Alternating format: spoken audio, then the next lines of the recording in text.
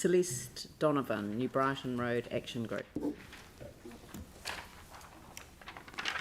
just being the button pusher. And Joe, again, welcome.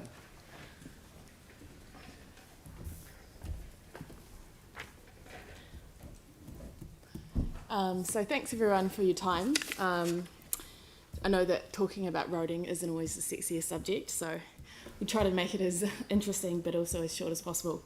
So I take it everyone's read the submission.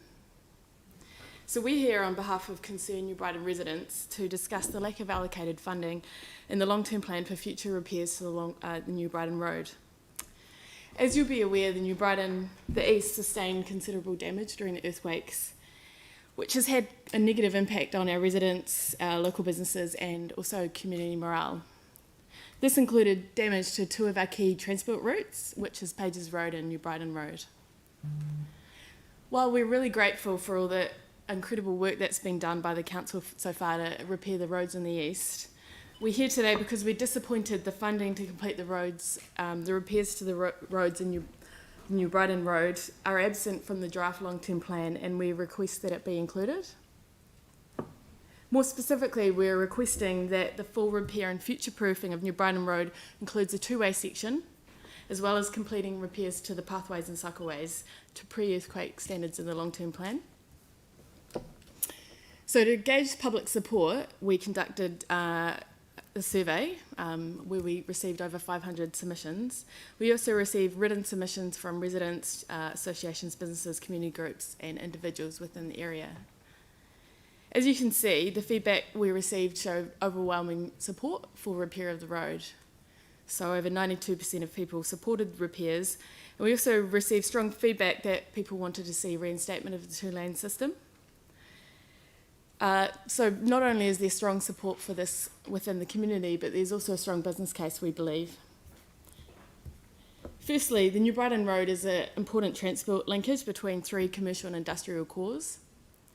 There's just over 25,000 people living in the east, and a large number of people rely on this road to travel every day to work and school in the commercial cores, which are hidden a little bit in the industrial area as well.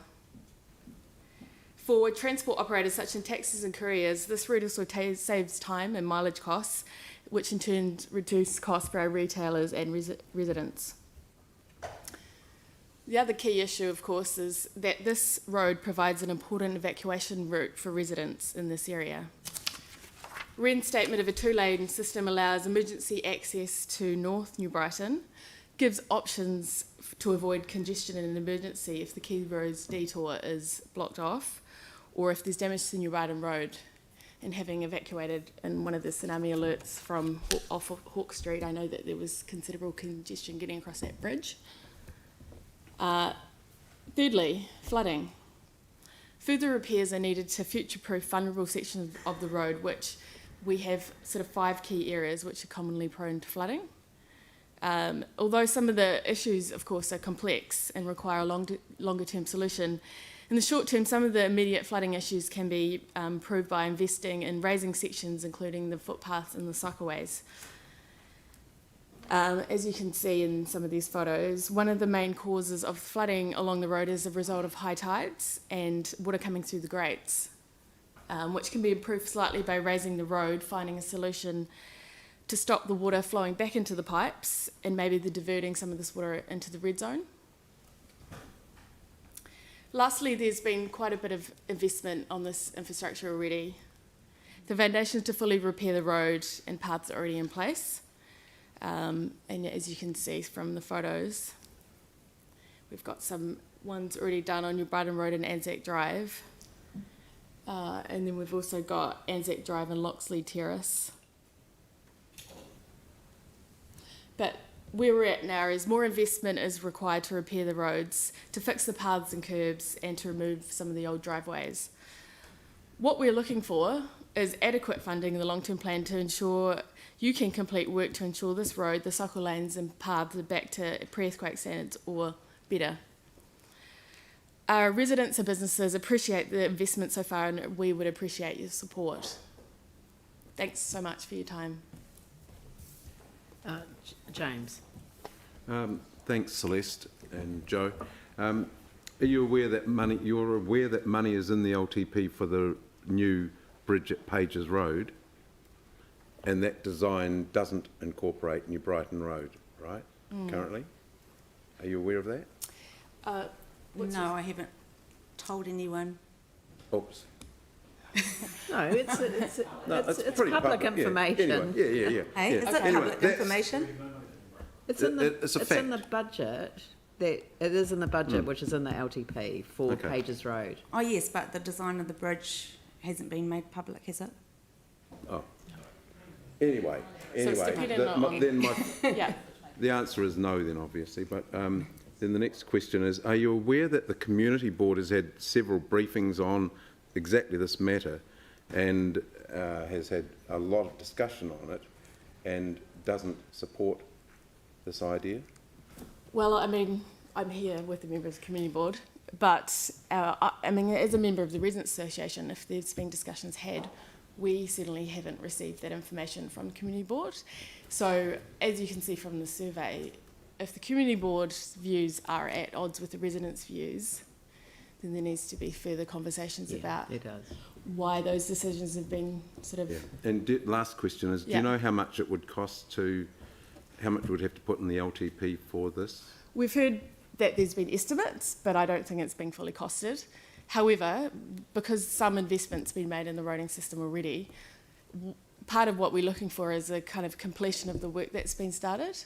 So we've got partial repairs to roads, which then end into damage. So people using that road have access to parts of the road, but then they hit flooding. So I think there needs to be sort of probably better communication with some of the residents about the views of the community board, but also maybe a discussion about why residents view the road as quite an important asset. Yeah, look, I think that there's still a lot of work to do in this space because you know, I mean, there's you know, I mean, I used to live there, you know, and I know the water used to come in from up below the ground, you know, so it's a challenging area. So it's got so whether the road is reinstated where it is, or whether it is redesigned, or whether it is whether traffic is redirected, there are solutions, but the solution, as you're saying, is not identified in our budget. And that is a conversation we need to have with the community before we put the money on the budget. So I think I'm taking away from this submission that there is considerable support for the connection and the repaired section to be reconnected to New Brighton.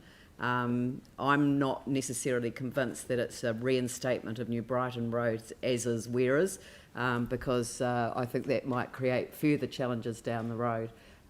Well, down the road, literally, for communities in the future. So, but that's my opinion, not a council position. So, I kind of want to say thank you very much for your submission. It is very good that you have surveyed your community for their views, and that bodes very well for a public engagement about what will happen next in terms of the traffic work in that area.